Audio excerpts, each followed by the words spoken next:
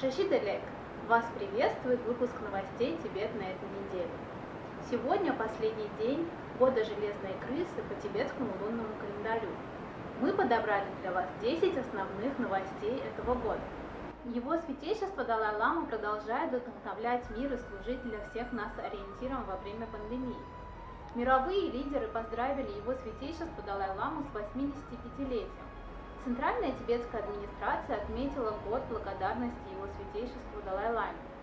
Ситуация с правами человека в Тибете все еще остается крайне тревожной. Центральная тибетская администрация решает проблемы, связанные с распространением COVID-19. Тибетский парламент в изгнании созвал однодневную сессию для решения бюджетных вопросов и перенес 10-ю сессию парламента на март.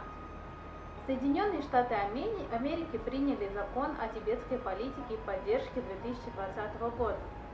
Тибетцы в изгнании проведут всеобщие выборы 2021 года. Тибетские студенты продемонстрировали отличные результаты в учебе. Международное сообщество продолжает следить за ситуацией в Тибете. Практически в течение всего года борьбы мира с проблемами, связанными с пандемией COVID-19, его святейшество Далай-лама вносил в нашу жизнь позитив и вдохновлял нас своими учениями и активным участием примерно в 40 семинарах и конференциях разной тематики. Общаясь с религиозными лидерами, студентами, мировыми лидерами, академиками, учеными и активистами по борьбе с изменением климата, его святейшество Далай-лама выпустил в свет книгу «Наука и философия в индийской и буддийской классической литературе», том 2 «Разум». 6 июля, в день 85-летия его святейшества великого 14-го Далай-ламы, самые теплые и искренние пожелания и поздравления пришли от многих известных личностей и пользователей сети со всего мира.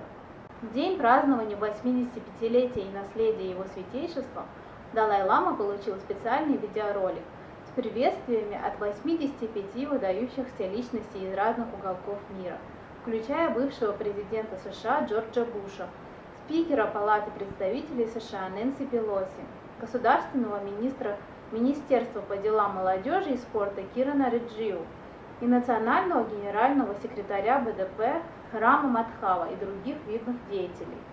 В честь 85-летия его святейшества Далай-ламы тибетцы и сторонники Тибета во всем мире провели уходящий год под знаком благодарности его святейшеству Далай-ламе, выражая признание его святейшеству за его выдающийся вклад в развитие гуманизма и человечности. В недельном виртуальном цикле, посвященном 4 основным обязательствам, его святейшество приняло участие около 120 человек, которые на 15 разных языках говорили и рассуждали об основных обязательствах Далай-ламы. В прошедшем году Центральная тибетская администрация организовала и провела множество разных мероприятий, включая распространение масок в Индии во время пандемии, конкурс сочинений и рисунков среди. В прошедшем году Центральная тибетская администрация организовала и провела множество разных мероприятий, включая распространение масок в Индии во время пандемии, конкурс сочинений и рисунков среди тибетских студентов, а также виртуальные панельные дискуссии с учеными и исследователями. В уходящем году появились сообщения об арестах и задержаниях китайскими властями 16 тибетцев. В августе 2 тибетских кочевников, 63-летнего Докьяба и его родственников 43-летнего Гялцена из деревни Чикдрил в округе Чумар в Восточном Тибете арестовали за сопротивление конфискации права собственности на их землю. В августе 2020 года 36-летняя тибетка по имени Лхамо, мать 3 детей из округа Дриру, Накчу, Тибет, скончались от пыток со стороны офицеров полиции. Согласно сообщениям, Лхамо была задержана китайскими властями в июне за отправку денег членам семьи или другим тибетцам, проживающим в Индии. 2 тибетцев по имени Кахо и Намкях арестовали за обмен информацией о всеобщих выборах в тибетский парламент в изгнании. Еще одна тибетская женщина по имени Церингцо подверглась 10-дневному административному задержанию в тибетском автономном округе Хайнань уезда Трика в провинции Цинхай за свои высказывания на популярном китайском приложении для социальной сети WeChat Юридическим основанием для ее задержания китайские власти сочли категорию «другие провокационные действия». 2 декабря в Рыбконге, округ Малхо, на северо-востоке Тибета, был арестован 46-летний монах Гендун Худжу, известный тибетский писатель и поэт, настоящее местонахождение которого до сих пор неизвестно. Группа Духуа по защите прав заключенных, базирующаяся в Сан-Франциско, сообщила о 9 тибетцах, осужденных за разжигание раскольнических настроений, народным судом промежуточной инстанции Кардзе Тибетского автономного округа в Сычуане. Их имена – Чотхар, Долма Цирин, Джаппа, Цирингиши, Пенпа, Намка Гялцен, Пема Цитхар, Хучук и Будхар. Большинство обвинений, выдвинутых против них, не были ни четкими, ни конкретными. В прошлом году стали известны 14 случаев приговоров тибетцев к различным срокам тюремного заключения. В июне 2020 года Худжуб Дакпа, 36-летний известный тибетский певец из города Накчу, уезда Джиру, провинции Кам-Тибет, был приговорен властями Китая к 6 годам тюремного заключения за исполнение песни, критикующей репрессивную политику Китая в Тибете. Его осудили по обвинению в сепаратистской деятельности. В мае 2019 года, спустя 2 месяца после выхода его песни «Black Hat», Худжуб Дакпа был незаконно задержан и провел в тюрьме более года, в течение которого он подвергался избиениям и жестоким пыткам во время допросов. В июне Китайский народный суд округа Сангчу в провинции Ганьсу, Канхо, Тибетская автономная префектура, приговорил к тюремному заключению на срок от 9 до 14 лет 10 тибетцев, которым было предъявлено обвинение в вымогательстве и вынуждении к торговле. Выяснены имена этих тибетцев – это Таши Гяцо, Нингчак, Гяло, Сонам Гял, Такяр Гял, Цеванг, Темпа Гяцо, Тамдин Дордже, Тамдин Цирин и Чоба Цирин.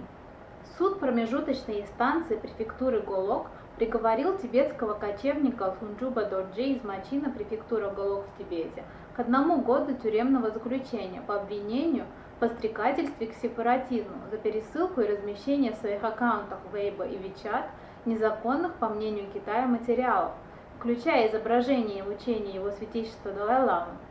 Хунджуба Дордже арестовали 23 июля и в течение 5 месяцев до вынесения приговора содержали под стражей.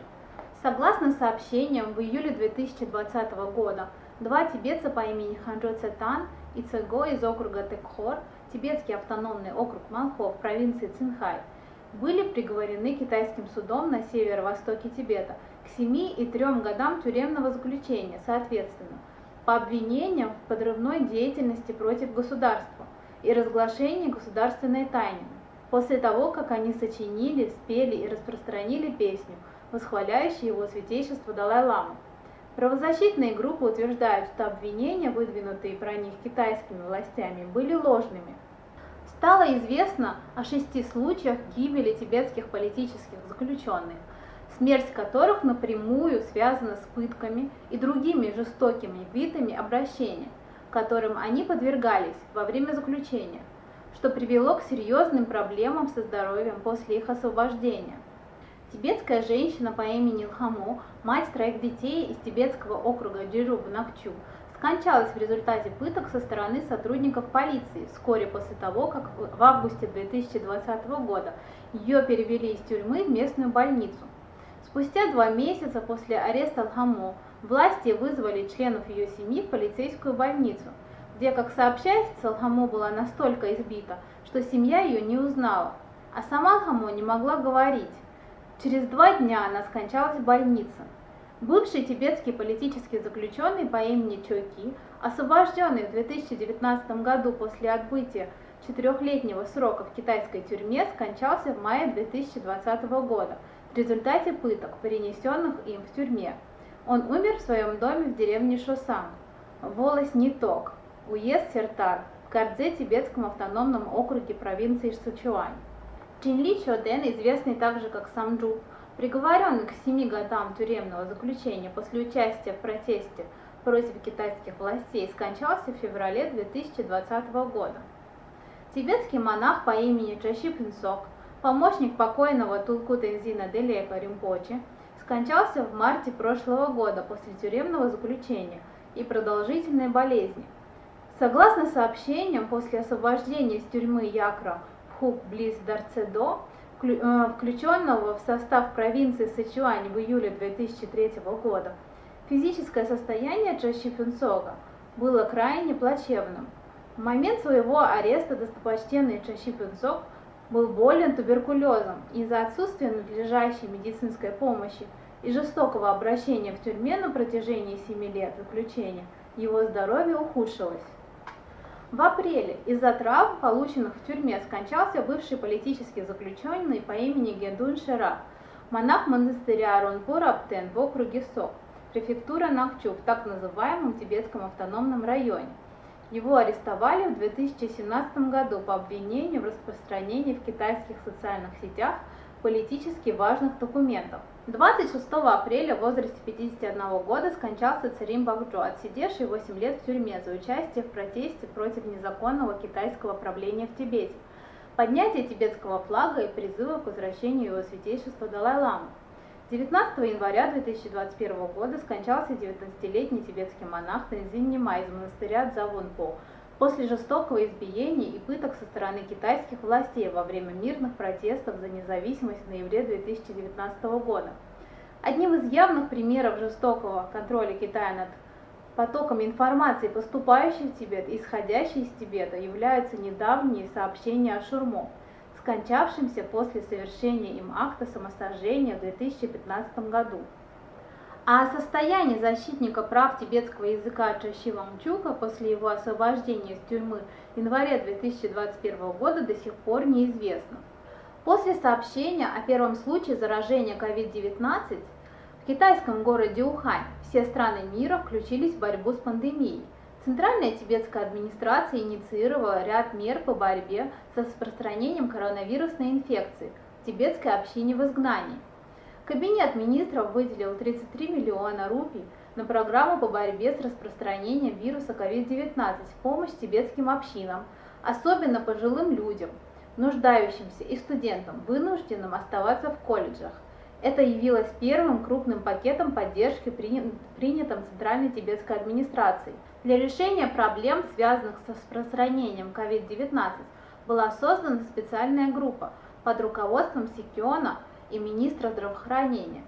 Даже после снятия режима общенациональной изоляции в Индии Центральная тибетская администрация продолжала соблюдать режим длительной изоляции в избежание распространения вируса. Центральная тибетская администрация организовала разнообразную помощь и поддержку, такую как услуги скорой помощи и карантинная база, служба телефона доверия для эмоциональной и психологической поддержки, телеконсультации для преодоления психологического стресса и многое другое. В крупных тибетских поселениях был организован сбор мозговых проб. Центральная тибетская администрация организовала распределение средств из фонда помощи при чрезвычайных ситуациях для выплат студентам колледжей, старикам и нуждающимся тибетцам. Онлайн-классы и другие учебные ресурсы предоставлялись студентам через такие платформы, как Тибет ТВ. Центральная тибетская администрация провела молебны в память о погибших от COVID-19 и членов их семей, пострадавших от коронавирусной инфекции, а также молебны о скорейшем выздоровлении тех, кто все еще борется с этим недугом. Согласно выводам 45-го брифинга по COVID-19, 196 тибетских медицинских работников в Индии были вакцинированы в рамках первого этапа всеиндийской кампании по вакцинации, стартовавшей 16 января. В общей сложности в тибетской общине в изгнании зарегистрировано 1519 человек, зараженных вирусом COVID-19, из которых выздоровевших 1449 и скончавшихся 41. По данным 45-го брифинга по COVID-19, на данный момент зафиксировано 29 больных с коронавирусной инфекцией. В связи с вспышкой COVID-19 во всем мире и растущего числа инфицированных вирусом в Индии, сессия 16-го тибетского парламента в изгнании, посвященная бюджетным вопросам на 2020-2021 финансовый год, запланированная для работы на протяжении 10 дней, была созвана всего на один день, в в качестве меры по сдерживанию распространения вируса. Строго следуя установленной повестке дня, однодневное заседание тибетского парламента в изгнании приняло и утвердило бюджет всех департаментов Центральной тибетской администрации на 2020-2021 финансовый год. Из-за пандемии 10-я сессия 16-го тибетского парламента в изгнании перенесена на март 2021 года. Исторически знаковым событием уходящего года стало принятие Соединенными Штатами Америки закона о тибетской политике и поддержке 2020 года. Основанный на законе о тибетской политике 2002 года, одобренном обеими партиями, закон о тибетской политике и поддержке 2020 года закрепляет право выбора преемника духовного лидера тибетцев за его святейшеством Далай-ламой, четко давая понять китайским официальным лицам, вмешивающимся в процесс преемственности или реинкарнации, о возможном введении целевых финансовых, экономических и визовых санкций, включая те, о которых говорится во Всемирном законе имени Магнитского. Закон также официально признает тибетский парламент в изгнании законным представителем тибетского народа, а Сикьонга президентом Центральной тибетской администрации. Несмотря на вызовы пандемии коронавируса, предварительные результаты всеобщих выборов Сикьонга показали высочайший уровень участия, особенно среди молодых тибетцев. Сообщество тибетцев в изгнании приняло самое активное участие в предварительных выборах 2021 года, состоявшихся 3 января 2021 года, и проголосовало за своего следующего Сикьонга и членов тибетского парламента 17-го созыва. В уходящем году всеобщие выборы Сикьонга и членов тибетского парламента в изгнании стали третьими прямыми выборами тибетского руководства с момента полной передачи политической власти его святейшества Далай-ламы в 2011 году. В прошлом году тибетские студенты в Индии добились выдающихся успехов в учебе. Впервые 2 тибетских студента, Тензи Иши и Кунга Лунчжук, попали в заголовки газет, набрав более 500 баллов по результатам всеиндийского национального теста на соответствие критериям отбора. Согласно результатам экзаменов в 10 и 12 классах, объявленным Центральным советом среднего образования, 19 тибетских учеников из каждого класса набрали по 95% и выше, что явилось первым случаем в истории академических достижений тибетских детей. Так, Чашил Хамо награжден золотой медалью за особые успехи в обучении по программе получения степени магистра в области библиотечных и информационных наук в университете Мангалор, а 2 тибетских студента университета Даянак Сагар, Бангалор, Тензин Чозом и Сонам Чоки получили степень бакалавра делового администрирования и бакалавра коммерции соответственно, и награждены золотой медалью за особые успехи в учебе. 82 организации и ассоциации, в основном из Центральной и Восточной Европы, подали совместную петицию об отмене назначения Цзян Дуаня, министра постоянного представительства Китайской Народной Республики, членом консультативной группы Совета по правам человека. В петиции отмечалось, что назначение Китая членом влиятельной группы стало обескураживающим сигналом для всех тибетцев, которые на протяжении более 60-летий выступали против репрессивного китайского режима и продолжают возлагать свои надежды на ООН. Резко критикуя существующие поныне ограничения доступа в Тибет со стороны Китая, Государственный департамент США в июле 2020 года объявил о визовых ограничениях для правительства КНР и Коммунистической партии Китая в соответствии с законом о взаимном доступе в Тибет от 2018 года. В своем годовом отчете за 2020 год Исполнительная комиссия Конгресса США по Китаю подчеркнула свою обеспокоенность репрессивной тактикой Коммунистической партии Китая, такой как запугивание критикующих, цензура и вмешательство в дела иностранных правительств и граждан. Управление политического планирования Госдепартамента США опубликовало 72-страничный доклад под названием «Элементы вызова со стороны Китая», в котором Тибет упоминается как страна, оккупированная вооруженными силами. Таковы были 10 главных новостей уходящего года. Мы, команда Тибет ТВ, желаем всем нашим зрителям, которые отмечают тибетский Новый год, счастливого и процветающего Лосара. Джаши Делек.